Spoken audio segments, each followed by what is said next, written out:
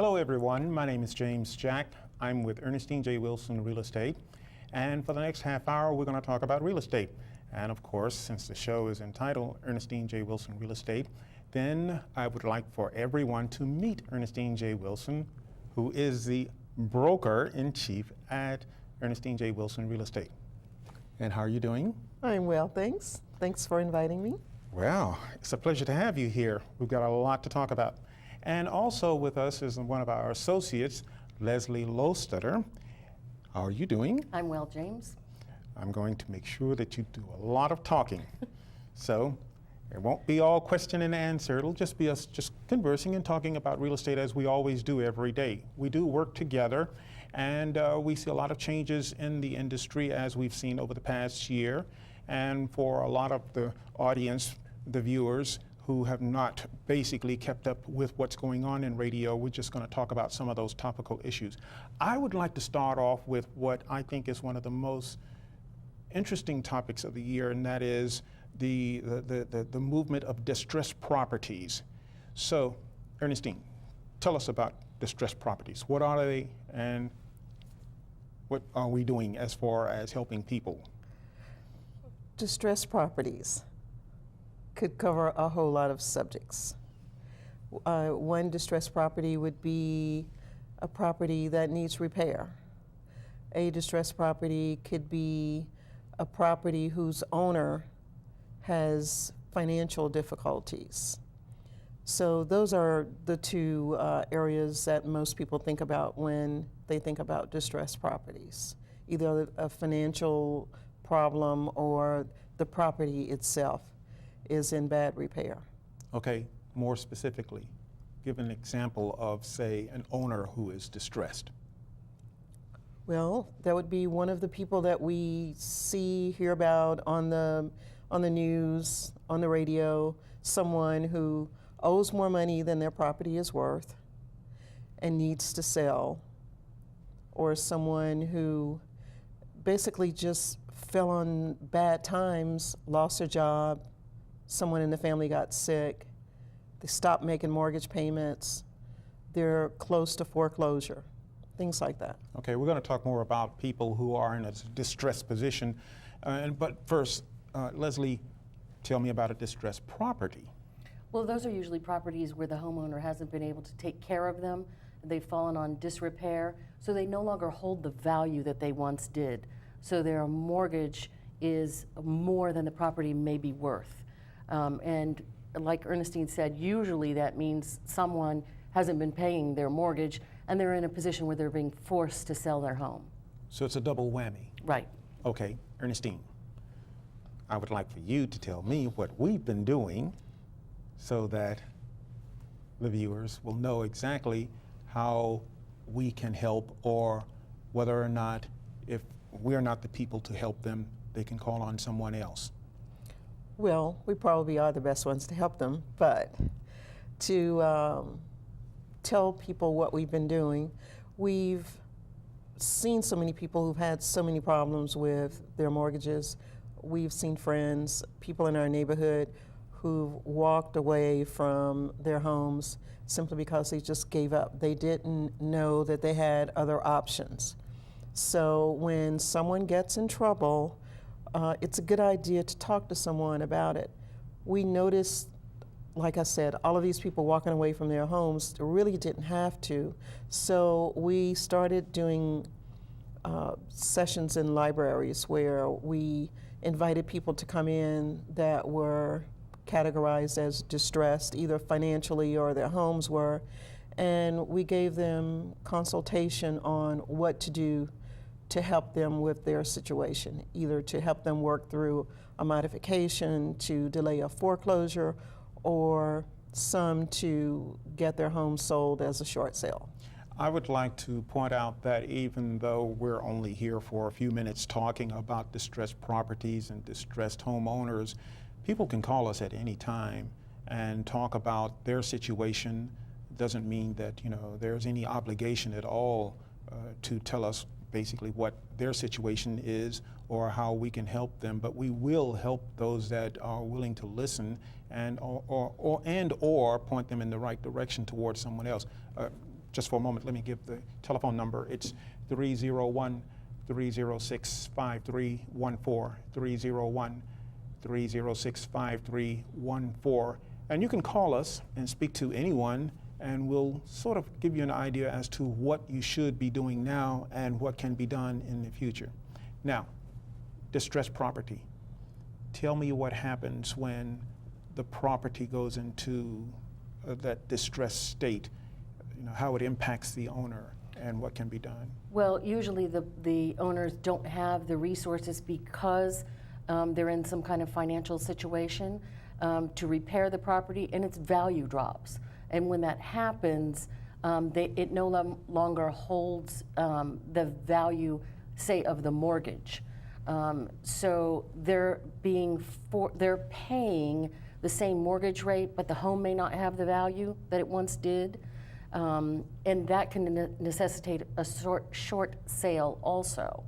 That way the homeowner can get out from underneath a mortgage payment that they're paying that's a higher value than their home is worth, in effect. Okay, two terms have been mentioned, foreclosure and short sale.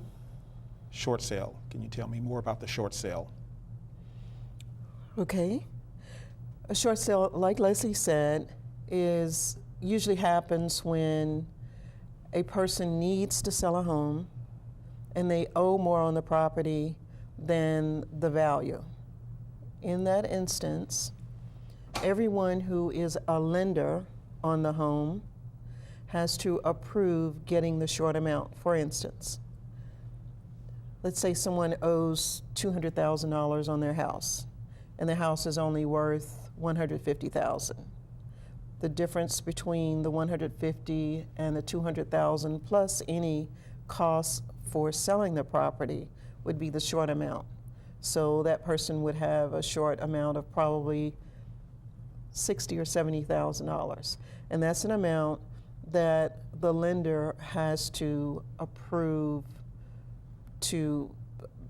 basically has to forget about ever getting, to say it's okay, we don't expect you to pay that money anymore.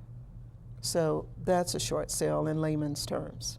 Okay, in a minute, I want you to tell me about foreclosures. Okay. But first I want to tell everybody that over the past year, we beefed up our website, and also we provided email access so that if you have a question about short sales, foreclosures, about distressed properties, or even if you're in great shape and you just want to know more, you can email us at ewilsonrealty@hotmail.com, ewilsonrealty@hotmail.com, or you can go online to holmesradio.com. That's holmesradio, one word, .com, and you'll see a lot of information basically about some of the things that we're talking about, plus other things too, because it's not all about distressed properties. Now, what I would like to talk about for just a minute or so is the difference between the short sale and the foreclosure before we get to the foreclosure in terms of a timeline. Most of the people we talk to go into a state of mind whereby as they really don't want to deal with it or they don't know how to deal with it, it becomes a psychological problem. So we're not experts in that area, but we've seen it, and usually it takes on what I call a state of mind of denial. They're hoping that it will go away or that something will happen, to rectify the problem.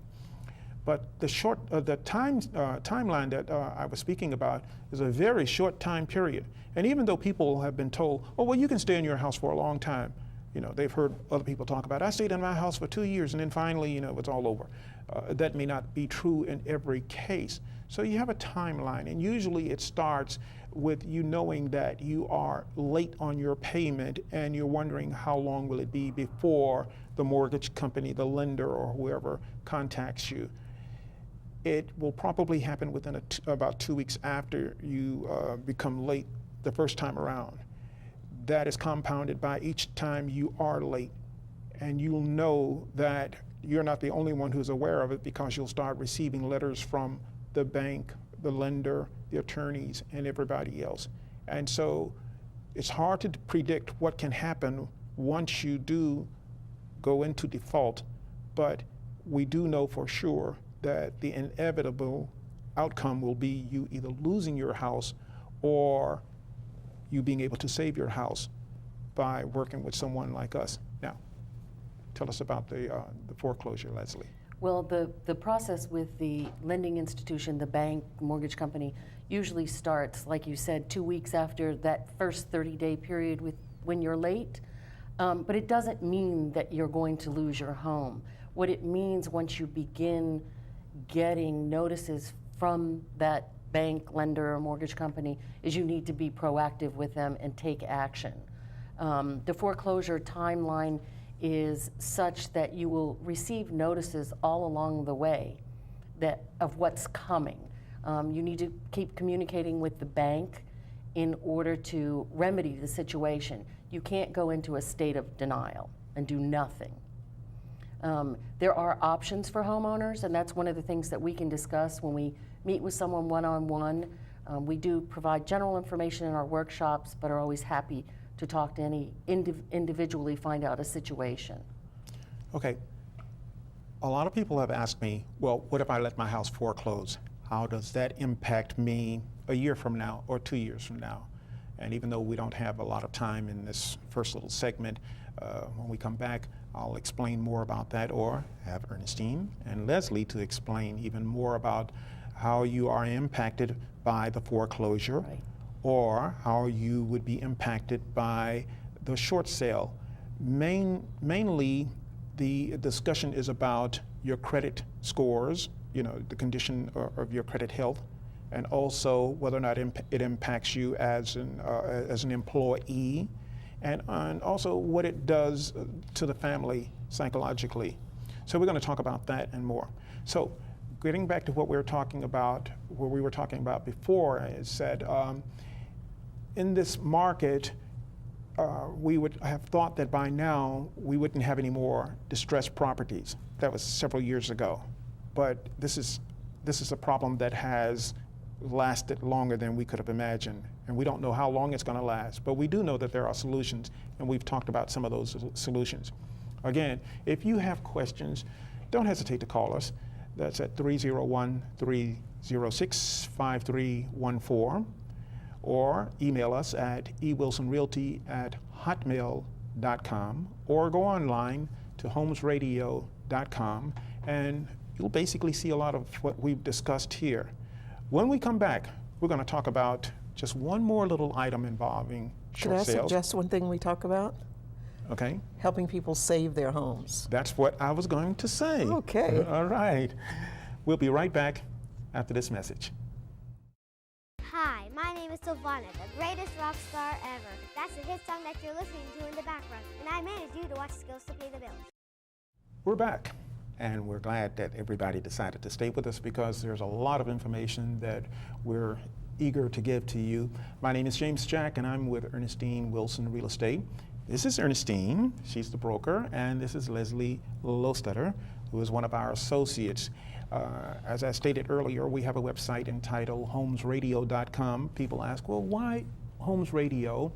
Well, we really want to try to do something different and stand apart from everybody else, but by that same token, we're here to help people solve problems, whether it's buying a home, selling a home, or staying in their home, or making other types of critical decisions, even down to how to plant roses.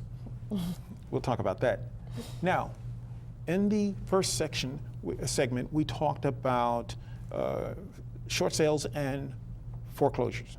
So I want you to pick up from there and tell us what you were telling us just a minute ago. What I was saying is that, yes, we can talk about foreclosures and we can talk about short sales, but both those mean that the family moves out of the house. Our first objective when we meet someone is to help them stay in their home. A lot of people have gone through the modification process 4 or 5 times with their lenders. They have been discouraged. They have not been able to work anything out. Briefly explain the modification process. The modification process is really hell for some people. Okay. It is a process where The lender asks you for lots of information, financials. They want to know why you didn't make your mortgage payments or why you need for your payments to change. A modification is just a change.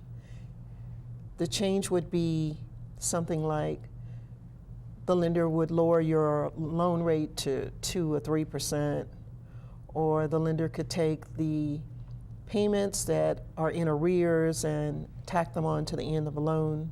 They have all kinds of flexibility to change the payment to make it affordable for the current financial situation that people find themselves in. But we meet people who say, I've done this 2 or 3 times, it's not working out, I'm at a brick wall. Can we help them through the process? We can.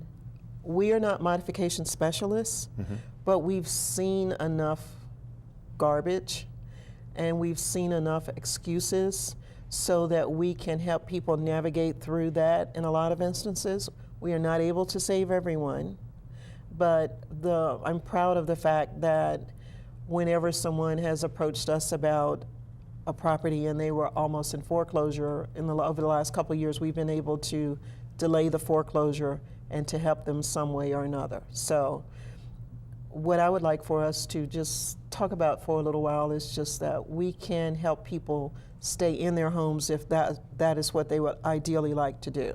Okay. In a lot of instances. So what can people do working with us to stay in their homes? It depends on the situation and the lender. So they need to come and talk with us, and we'll just share information. We'll let them know what we've experienced, what other people have experienced, and we'll give them advice. If we don't know the answers, we can direct them to people who do. Okay.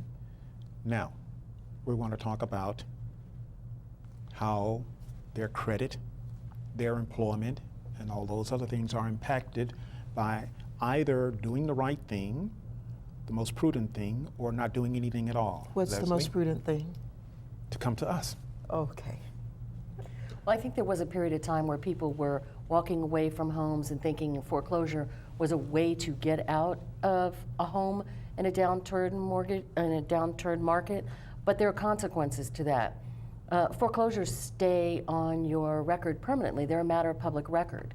They affect your credit for a much longer period of time than, say, being late for some payments and then working with a bank to correct the situation, or going through a short sale.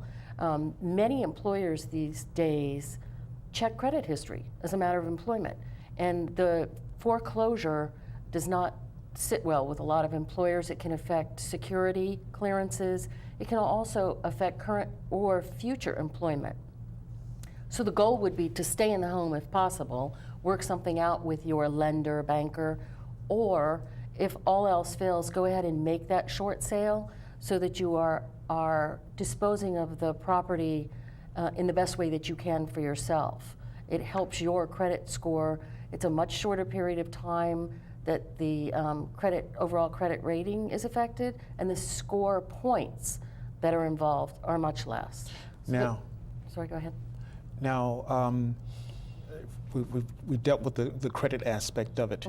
What if, say, you are a government employee or you work for one of the police departments in this area, for example? Do they get a free ride, or are there different guidelines for them in terms of what happens if you get a foreclosure, or if you have, if you're fortunate enough to get a short sale? Well, in terms of their employer running their credit, or other modifications to the loan? Okay, I think that a lot of people don't realize that, say, if they are a government employee and they're not aware of the fact that, say, if they have a foreclosure and there's a deficiency judgment against them, that one day their employer comes to them and says, we've been notified by either the IRS or by the state that you owe this amount in arrears as far as taxes are concerned, and you thought that was taken care of once you walked away from the house. So this is not true with every employee and every employer, but people who work in different types of environs are affected differently. So that was, that was a point that I Well, wanted. if their employer checks credit, and it's a condition of employment to have good credit, a foreclosure can definitely damage that your employability. And security clearances often are tied to good credit or a healthy, robust credit, if that's what you're referring to. I think that what you're trying to get us to say is that if there is a deficiency balance, meaning if the property forecloses, you have no control over how much money is owed at the end. Whereas if you have a short sale, usually the lender will make a determination that you owe a small amount of money and you'll know exactly how much that money is, and they'll set terms on how to pay it back. Or they oftentimes will say you owe no more money, you have no other obligation, and that is in writing, it's set in stone. So you will not have a garnishment. But if your property is foreclosed, if you walk away from the property, you have absolutely no control over what happens in the future. You don't know whether or not the lender is going to come back, or the investor, or the mortgage company, and attach your wages and get that money. So that could be a big problem for you financially and for your employer. Okay, that's good news. And that leads us into even better news. You get a short sale, you're able to move on, or you're able to avoid foreclosure. You get a modification, you can stay in your home. So let's try to get back to square one and talk about one of the things that you like to talk about, Leslie, and that is, how do you beautify? How do you take care of your home? In short, what can people do to just, I walk around the house every day and I look for things that need to be repaired. I'm not a beautification person. Tell me some of the things that people can do. One of the big things that everybody talks about these days is curb appeal for your home. So you want to, in order to maintain that value in your home and not get into a distressed situation, you want to keep your home both inside and out in good working order, all the mechanical, plumbing systems, and also take care of your home, especially this time of year. Seasonally, there's a lot of things you can do to, this is a good time to trim your bushes and mulch and feed the lawn, things that next spring will really make your home have that curb appeal. And on the inside, of course, at this time of year, you want to check the heating systems, batteries in your smoke detectors. One of the simplest things that homeowners can do also to reduce their energy bills is check for drafts around windows and doors, and simple string caulking is easy to put on yourself. Even reversing your ceiling fans at this time of year so that the warm air is pushed down saves on your energy bills. I mean, it's just general maintenance of your home, both inside and out, is what every homeowner should do in order to maintain that value of their property. And also consider a home warranty for major appliances. You never can tell when the microwave is going to go out, or when there's something that is unseen or unforeseen, I should say, and the home warranty would take care of that. Of course, we don't sell home warranties. We don't fix appliances and things like that, but we have friends and we have associates and people have been met along the way who can help, you or anybody else who cannot do it themselves. So now let's just take a look at what we talked about. We talked about the distressed homeowner, the person who is walking around in a tizzy and wondering, oh me, oh my, what am I going to do? Or a fog. Yeah, in a fog. We have the distressed home that, as a result of the homeowner not being able to take care of all of the ongoing problems with the house, there's the double whammy. It's sort of like the hurricane, and then after the storm, the water damage and everything else, that we have seen happen before. And we talked about foreclosure prevention, which, as we said before, if you or someone that is at the brink on the ledge or the edge, then they should give us a call. Again, our number is 301-306-69. No, that's the other one. 301-306-5314. A little humor, a little levity. And email us at ewilsonrealty@hotmail.com, or you can also go on the web to our website at holmesradio.com and see some of the things that we're talking about and make suggestions to in our blog if you just happen to be one of those types of people that knows everything that somebody else should know. Again, I want to thank you, Ernestine, for coming by and sharing. I want you to come back and share more. And of course, Leslie, I want you to come with Ernestine and share more here at holmesradio.com and Ernestine J. Wilson Real Estate. I'm James Jack. Thank you very much.